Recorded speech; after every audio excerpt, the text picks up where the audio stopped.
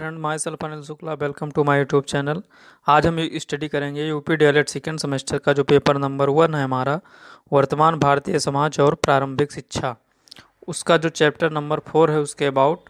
Chapter number 4 है हमारा प्रारंभिक शिक्षा की पृष्ठभूमि, प्राचीन काल, गुरुकुल एवं बौद्धकालीन शिक्षा, मध्यकालीन शिक्षा, मुगल कालीन शिक्षा, आधुनिक शिक्षा, स्वतंत्रता से पूर्व एवं स्वतंत्रता से पश्चात की शिक्षा। तो सबसे पहले हम स्टडी करेंगे प्राचीन कालीन शिक्षा। और उससे पहले अगर आप हमारे चैनल पर नए हैं तो हमारे चैनल को सब्सक्राइब कर लीजिए और ज़्यादा से ज़्यादा लोगों के पास शेयर करिए। तो चलिए इसी क्रम में हम स्टडी करते हैं। जो हमारा सबसे पहला पॉइंट है वो है प्राचीन कालीन शिक्षा। तो आप लोगों को स्क्रीन पर दिख रहा होगा, हमारी प्राचीन संस्कृति का मूल आधार धर्म था। शिक्षा धर्म पर आधारित थी। धर्म की छाप मनुष्य के प्रत्येक क्षेत्र में थी। भारत के प्राचीन निवासी आर्य थे। उनके जीवन का लक्ष्य मोक्ष प्राप्त करना था। हमारी जो प्राचीन कालीन शिक्षा थी उसका मेन जो टारगेट था वो था कि मोक्ष प्राप्त करना। और हमारी प्राचीन शिक्षा धर्म पर आधारित थी। इसमें जो प्राचीन कालीन शिक्षा में जो पहली शिक्षा आती है वो हमारी आती है वैदिक कालीन शिक्षा या गुरुकुल शिक्षा। वैदिक कालीन शिक्षा को गुरुकुल शिक्षा भी कहते हैं।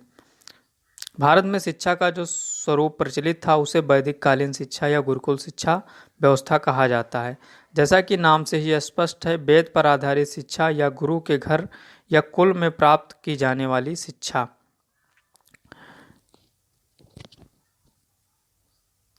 वैदिक कालीन या गुरुकुल शिक्षा नाम से स्पष्ट है, वेद पर आधारित शिक्षा या गुरु के घर या कुल में प्राप्त की जाने वाली शिक्षा।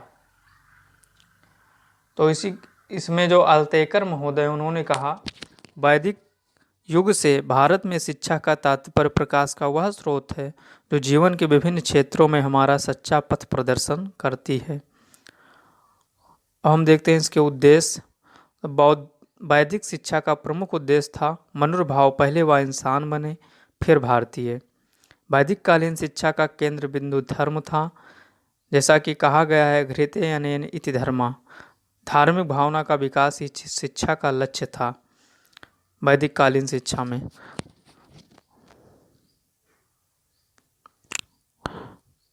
वैदिक कालीन शिक्षा की विशेषता थी स्वस्थ चरित्र का विकास। इसमें चरित्र के विकास पर ज़्यादा बल दिया जाता था।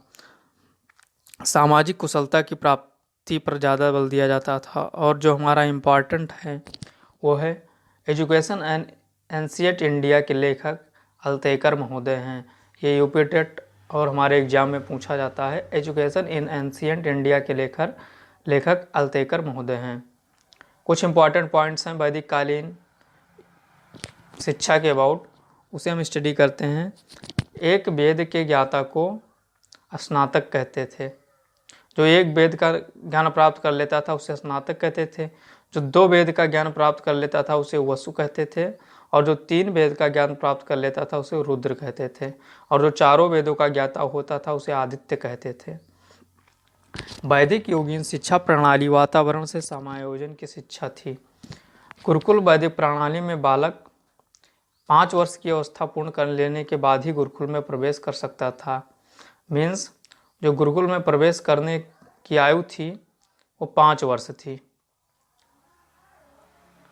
5 वर्ष की अवस्था में चूड़ा कर्म संस्कार किया जाता था, जिसे विद्यारंभ संस्कार कहा जाता था। चूड़ा कर्म संस्कार या विद्यारंभ संस्कार उसे कहते हैं जब बालक वैदिक कालीन शिक्षा में आश्रम में प्रवेश लेता था। उपनयन संस्कार। उपनयन संस्कार किसे कहते हैं? उपनयन संस्कार का शाब्दिक अर्थ होता है पास ले। और नेक्स्ट आता है उपनयन की आयु। तो उपनयन की जो आयु थी वैदिक काल में वो थी ब्राह्मण छात्र के लिए 8 वर्ष, क्षत्रिय छात्र के लिए 11 वर्ष और वैश्य छात्र के लिए 12 वर्ष। इन अवस्थाओं में ये लोग गुरुकुल में प्रवेश पाते थे। और जो विधि थी, पढ़ाने की विधि थी, वो मौखिक थी। और इसी में सेकंड आता है हमारा प्राचीन काल शिक्षा में बौद्धकालीन शिक्षा। तो बौद्धकालीन शिक्षा में आर के मुखर्जी जी का कहना है, बौद्ध शिक्षा प्राचीन ब्राह्मणीय शिक्षा प्रणाली का एक परिवर्तित रूप था। अर्थ बौद्ध धर्म के प्रचार के लिए विकसित की गई शिक्षा प्रणाली बौद्ध शिक्षा प्रणाली कहलाती थी। इसमें शिक्षा व्यवस्था कैसी थी? बौद्ध योगीन शिक्षा का प्रारंभ 6 या 8 वर्ष से माना जाता था। शिक्षा का मूल केंद्र मठ हुआ करता था। उसमें प्रवेश करने से पहले बच्चों का प्रवज्जा संस्कार किया जाता था। प्रवज्जा संस्कार किसे कहते हैं? इसमें बालक अपने सर के बाल मुड़ाता था। पीले वस्त्र धारण करके शिष्य के रूप में स्वीकार किए जाने के लिए गुरु से प्रार्थना करता था। प्रार्थना स्वीकार हो जाने के बाद वह शरण त्रयी का अनुसरण करता था। शरण त्रयी क्या था? बुद्धम शरणम गच्छामि, धम्मम शरणम गच्छामि, संघम शरणम गच्छामि। और इसके बाद प्रवज्जा संस्कार के बाद छात्र श्रवण सामनेर या सिद्ध विहारक कहा जाता था। जब उसका प्रवज्जा संस्कार हो जाता था तब छात्र श्रवण सामनेर या सिद्ध विहारक कहलाता था।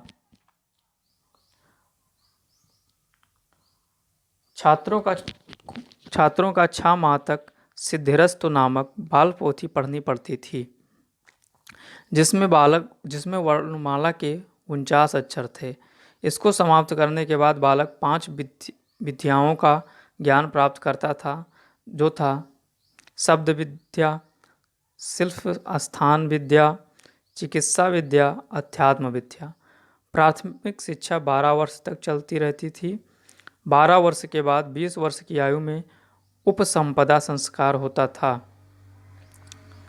9 भिक्षु 10 नियमों के पालन का संकल्प लेते थे। पहला था जीव हत्या न करना, सेकंड था चोरी न करना, शुद्ध रहना, असत्य न बोलना, मादक पदार्थों का प्रयोग न करना, समय पर भोजन करना, नृत्य संगीत तमाशा से दूर रहना, श्रृंगार की वस्तुओं का प्रयोग न करना, भूमि शयन करना, स्वर्ण चांदी दान न लेना।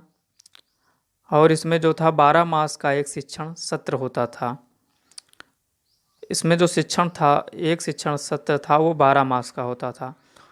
बौद्धकालीन शिक्षा केंद्र तक्षशिला, नालंदा, वल्लभी, विक्रमशिला, आदित्यपुरी, काशी, मिथिला एवं जगदला थे।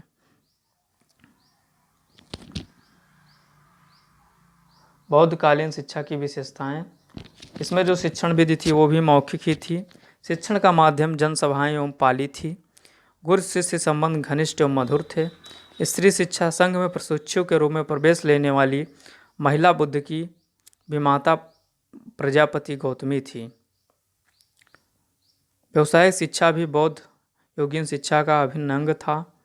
बौद्ध साहित्य महावग्गा में भिक्षुओं के लिए कताई बुनाई तथा जीविकोपार्जन की शिक्षा दी जाती थी। संघ में प्रविष्ट होने पर छात्र श्रमण कहलाता था। गुरुकुल में निम्नलिखित लोगों को शिक्षा नहीं दी जाती थी: चांडाल, सिकंद कोढ़ी, सरकारी नौकर, डाकू, कैदी, माता पिता ने आज्ञा ना दी हो, ऐसे लोग गुरुकुल में प्रवेश नहीं पाते थे। तो नेक्स्ट वीडियो में हम स्टडी करेंगे इसमें जो आगे की शिक्षा है, मुगल कालीन शिक्षा। अगर आप लोगों को ये वीडियो अच्छा लगा हो तो ज़्यादा से ज़्यादा लोगों को शेयर करिए और हमारे चैनल को सब्सक्राइब कर लीजिए। Thanks for watch.